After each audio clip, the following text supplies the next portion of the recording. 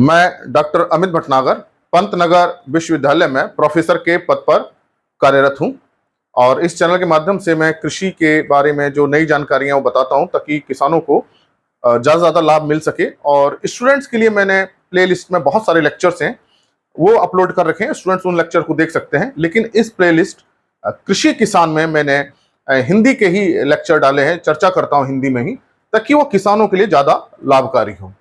आज जो मैं चर्चा कर रहा हूं वह है कैसे कार्बनिक खाद हमारी जमीन की जल धारण क्षमता को प्रभावित करती है और इस जल धारण क्षमता का प्रभाव वर्षा के पानी को रोकने में और सिंचाई करने में बहुत महत्वपूर्ण है। तो क्या हमेशा कार्बनिक खादें भूमि की जल धारण क्षमता को बढ़ाती हैं या कम भी करती हैं? तो एक सामान्य हमारा ये होता है कि हम कार्बनिक खादों का प्रयोग जो करते हैं, गोबर की खाद करें, कंपोस्ट करें, उससे हमारी जल धारण क्षमता बढ़ती है, ये बात सही है। लेकिन कुछ मिट्टी ऐसी भी होती हैं जिनमें जल भराव ज्यादा होता है या पानी को ज्यादा रोक लेती हैं ज्यादा समय तक, उसमें अगर हम कार्बनिक खादों को डालें तो वहां जो है वो जल निकास में सहायता करती हैं कार्बनिक खादें। कैसे करती हैं, आज मैं इस चर्चा के माध्यम से आपको समझाऊंगा कि कैसे कार्बनिक खाद जल धारण क्षमता पे प्रभाव डालती हैं और क्यों हमको इनका प्रयोग करना चाहिए। देखिए, कार्बनिक खादों का प्रयोग तो हम पोषक तत्वों के लिए करते ही हैं, हमें सारे पोषक तत्व कार्बनिक खादों से मिलते हैं। इसके अलावा भी बहुत सारे प्रभाव होते हैं कार्बनिक खादों पे, कार्बनिक खादों का मिट्टी के ऊपर। जो एक अच्छा प्रभाव यह है कि जल धारण क्षमता को सुधार करना। सुधार में दोनों चीजें आती हैं, अगर जल धारण क्षमता बहुत कम है तो उसको बढ़ाना, और अगर जल धारण क्षमता इतनी हो रही है कि पानी भरा रहता है तो उसको कम करना। तो ये दोनों प्रकार के जो प्रभाव होते हैं अलग अलग मिट्टियों में अलग अलग तरह से रहते हैं। पहले अगर हम बात करें जिसमें रेत बलुई ज्यादा होता है, जिसे हम हल्की मिट्टी कहते हैं, उसमें क्या होता है कि पानी रुकता ही नहीं है। बारिश का पानी वो तुरंत नीचे चला जाता है, सिंचाई हम करें तो पानी सब नीचे चला जाता है। बारिश के 2-3 घंटे बाद हम देखते हैं कि सारा का सारा पानी नीचे चला गया। ये हल्की मृदाओं की समस्या होती है। ये ऐसा इसलिए होता है क्योंकि उसमें जो सैंड है, जो बलुई मात्रा है वो ज्यादा होती है। हम ये मानते हैं कि मृदा में 3 तरह के कण रहते हैं, या हमको 3 भागों में विभाजित करते हैं, सैंड, सिल्ट, क्ले जिसे हम कहते हैं। और अगर सैंड ज्यादा है, मतलब बलुई मात्रा ज्यादा है, तो इस तरह की समस्या होती है, उसमें पानी रुकता नहीं है। अब रुकता क्यों नहीं है, उसका कारण यह है, थोड़ा सा आप इसको समझने का प्रयास करें कि जो बलुई के कण होते हैं वो बड़े बड़े होते हैं। तो जो बड़े बड़े कण होते हैं वो इस तरह से रहते हैं। तो जब ये इस तरह से रहेंगे तो इनके जो बीच, अब मान लीजिए मिट्टी का एक हमने टुकड़ा निकाला है, तो इसके बीच की जगह आप देखें, जो ये बड़े बड़े कण हैं, ये जो बीच की जगह है, ये जो जगह है, ये देखें आप, जिसको मैं नीले रंग से कर रहा हूं, ये जो है ये स्पेस या ये जगह बहुत बड़ी होती है क्योंकि कण बड़े बड़े हैं। तो अब ये जब जगह बड़ी है तो जो भी पानी ऊपर से आएगा नीचे वो इसमें रुक ही नहीं पाएगा, और सब ये गुरुत्वाकर्षण बल के कारण सारा पानी जो ये आ रहा है ये यहां रुक ही नहीं पाएगा क्योंकि ये कण क्या है, बड़े बड़े हैं। तो इनके बीच में पानी की मात्रा भी क्या होती है, ज्यादा हो जाती है। और इस ज्यादा पानी के कारण, क्योंकि अब बाहर पानी का क्या हो गया, ज्यादा हो गया, तो इसके कारण जहां से भी जगह मिलती है ये सारा पानी नीचे को गिर जाता है। तो अब इसमें क्या होगा कि पानी रुकेगा ही नहीं। ये बलुई प्रकार की हल्की मिट्टियों में ये समस्या होती है। अब अगर ऐसी मृदाओं में हम कार्बनिक खादों को प्रयोग करें, चाहे वो गोबर की खाद हो, चाहे वो कंपोस्ट हो, चाहे हमने वो पत्तियां डाली हो, कोई भी प्रकार की हम कार्बनिक खाद प्रयोग कर रहे हैं, कंपोस्ट का किसी भी तरह से, लेकिन सड़ी हुई खाद होनी चाहिए, उसका जब हम प्रयोग करते हैं तो होता क्या है कि जो कार्बनिक खाद बहुत हल्की खाद होती है और वो इसके बीच में आ जाती है। तो जब इसके बीच में आएगी तो कार्बनिक खादों में ये बहुत विशेषता होती है कि जो ह्यूमस है या जो वो हम ऑर्गेनिक मैटर जिसे कह रहे हैं, वो आपस में इन कणों को बांधने का काम करता है। उसमें इस तरह की विशेषताएं होती हैं कि वो जब बीच में आ जाएगा तो एक तो बीच में आ जाएगा, दूसरा आपस में भी ये कार्बनिक खादों के कण बंधे रहते हैं और इन कणों को भी आपस में बांधने का काम करते हैं। तो अब जब ये बीच में कण आ जाएंगे सारे ऑर्गेनिक मैटर के या कार्बनिक खाद जिसे हम कह रहे हैं, तो ये जो रंध्र अवकाश है, जो इसे पोर स्पेस कहते हैं, वो कम हो जाएगा। जब वो कम हो जाएगा तो जो ऊपर से अब जब पानी आएगा तो वो अब इसमें फंस जाएगा या रुक जाएगा। तो जब रुक जाएगा, जो बारिश कर रहे हैं, बारिश से जो पानी आ रहा है, जो सिंचाई का पानी आ रहा है, अब वो कम जाएगा, कम गिरेगा नीचे। तो इसकी जो हम कहेंगे जल धारण क्षमता क्या हो गई, बढ़ गई। तो इस कारण से फिर इसमें क्या होता है, जब हम कार्बनिक खाद का प्रयोग करते हैं तो बहुत सारे बैक्टीरिया होते हैं, फंगस होते हैं, जो इन कार्बनिक खादों को खाते हैं क्योंकि उस कार्बनिक खाद उसका भोजन है। तो उनकी संख्या बढ़ जाती है, सूक्ष्म जीवाणुओं की, सूक्ष्म जीवों की।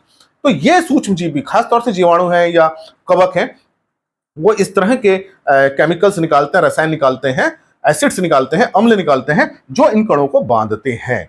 तो अब कण क्या हो गए, बंध गए। कण बंध गए, रंध्र अवकाश भी क्या हो गया, अब जो बड़ा था वो कम हो गया। तो मृदा के कण बंधे रहेंगे और रंध्र अवकाश भी क्या हो जाएगा, छोटा हो जाएगा, उससे पानी रुक जाएगा। पानी रुकने के लिए रंध्र अवकाश का छोटा होना जरूरी है। बड़ा रंध्र अवकाश होगा तो पानी की मात्रा ज्यादा हो जाएगी, वो नीचे गिर जाएगा गुरुत्वाकर्षण बल के कारण। तो ये तो हुई हमारी बलुई मिट्टी है, अगर हमारी, जिसमें बलुई की मात्रा क्या है, ज्यादा है। अगर मान लीजिए चिकनी मिट्टी है, चिकनी मिट्टी जिसमें क्ले ज्यादा है, तो ऐसी मिट्टी के क्या होते हैं, जो क्ले के जो कण होते हैं वो छोटे छोटे होते हैं इससे, और करीब मान लीजिए जो एक सैंड का, जो एक बलुई का जो कण है, उससे आप 100 से 1000 जो है क्ले के कण बन सकते हैं। तो ये करीब अब उसकी हम बात कर लें तो 0.2 मिलीमीटर होता है, 0.2 मिलीमीटर होता है, ये 0.002 मिलीमीटर से भी कम होता है। तो मतलब ये इसका करीब 1000वां भाग होता है, 100 से 1000वां भाग तक का कण होता है। मतलब एक, हम अगर सैंड को एक कण ले लें और उसके 100 से 1000 भाग कर दें, तब वो एक लगभग क्ले का कण बनता है। समझ लीजिए इतना छोटा होता है। जब ये छोटा कण, जब छोटे कण होते हैं, तो होता क्या है कि इसके बीच में जो रंध्र अवकाश है वो बहुत छोटा होता है। अब ऊपर से जब पानी आएगा, ये जब पानी आया, तो अब ये पानी क्या होगा, इन रंध्र अवकाश में फंस जाएगा, ये नीचे जाएगा ही नहीं, ये पूरा इस मिट्टी में फंस गया। तो जब ये मिट्टी में फंस गया, रंध्र अवकाश में एक्चुअली फंसा, तो इस पर गुरुत्वाकर्षण बल का प्रभाव इसलिए ज्यादा नहीं पाता क्योंकि इतना बारीक छेद है कि पानी उसमें चिपक गया, अब नीचे ही नहीं आ पाता। तो होता क्या है कि जब हम सिंचाई करते हैं या वर्षा होती है, तो ये पूरा पानी से हमारी मिट्टी भर जाती है, जिसे हम वाटर लॉगिंग कहते हैं, जल भराव की समस्या होती है। तो ये समस्या कहाँ होती है, ये चिकनी मिट्टी में ज्यादा होगी या क्ले में ज्यादा होगी। चिकनी मिट्टी हम जिसे कह सकते हैं, उसमें ये ज्यादा समस्या रहती है, जिसमें क्ले ज्यादा है। तो अब क्या है कि इसमें तो क्या था कि पानी आया, सब नीचे गिर गया, इसमें पानी आया, सारा मिट्टी ने रोक लिया। दोनों ही मृदा के गुण अलग अलग हैं। तो ये मिट्टी, अगर हम धान उगा रहे हैं तो अच्छा है क्योंकि उसको पानी ज्यादा चाहिए, लेकिन धान के अलावा सभी फसलों में ऐसा होना चाहिए कि मिट्टी में आधा पानी रहे और आधी हवा रहे। तो अब ऐसी मिट्टी में क्या है, पानी तो भरा हुआ है, तो ये सारी फसलें हमारी खराब हो जाती है धान को छोड़ करके, और पानी फिर या तो ऊपर से निकलता है या बहुत धीरे धीरे जाकर के निकलता है, कई दिनों में निकलता है, और उससे हमारी मिट्टी भी खराब हो जाती है। तब ऐसे केस में अगर हम मान लीजिए कि ये बीच में हमने डाल दिया, ये कार्बनिक खाद प्रयोग करी, तो कार्बनिक खाद के जो बीच में जब आएगी, तो मैं ऐसे दिखाता हूं मैं आपको। मान लीजिए कार्बनिक खाद है, ये कार्बनिक खाद है, तो अब ये कार्बनिक खाद जो है वो डाली, और जो मिट्टी के कण थे उसके बीच में ये चली गई। तो अब क्या करेगी, इन कणों को क्या करेगी, दूर दूर कर देगी। जो चिकनी मिट्टी के कण दूर दूर हैं, इनको बीच में फंस गई, तो जब बीच में आ गया तो स्पेस ज्यादा बन गया, जगह ज्यादा बन गई, तो कण क्या हो गए, दूर दूर हो गए। जब कण दूर दूर हो गए, तो ये रंध्र अवकाश क्या है, ज्यादा हो गया, और स्पेस ज्यादा हो गया। उस कारण से अब ये जो पानी जो रुक रहा था, जो यहां से आ रहा था, अब वो पानी क्या हो जाएगा, नीचे जाना शुरू हो जाएगा। पानी उतना ज्यादा नहीं रुकेगा, थोड़ा पानी रुकेगा और थोड़ा नीचे चला जाएगा। तो ये देखिए प्रभाव हुआ कि जो बलुई मिट्टी में थे उसमें तो जल धारण क्षमता बढ़ा दी, पानी रुकने लगा, और इसमें जो अधिकता थी पानी की, जो अधिक पानी था उसको नीचे गिरा दिया। तो जितनी जरूरत थी केवल उतना ही रोका। ऐसा नहीं है कि सारा सारा पानी नीचे चला जाएगा, जितनी जरूरत है केवल उतना ही रुकेगा। तो इसलिए हम कार्बनिक जब खादों का प्रयोग करते हैं, तो हमारे जो सिंचाई है उसकी दक्षता बढ़ जाती है।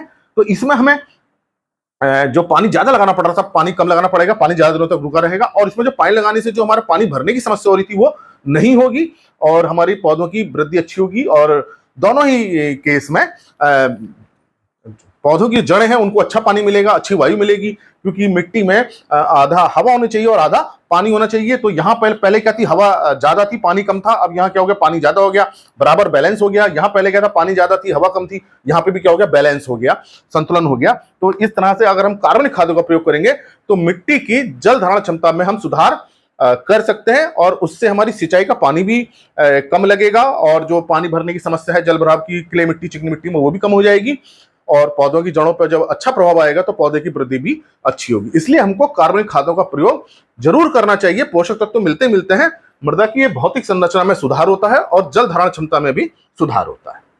धन्यवाद।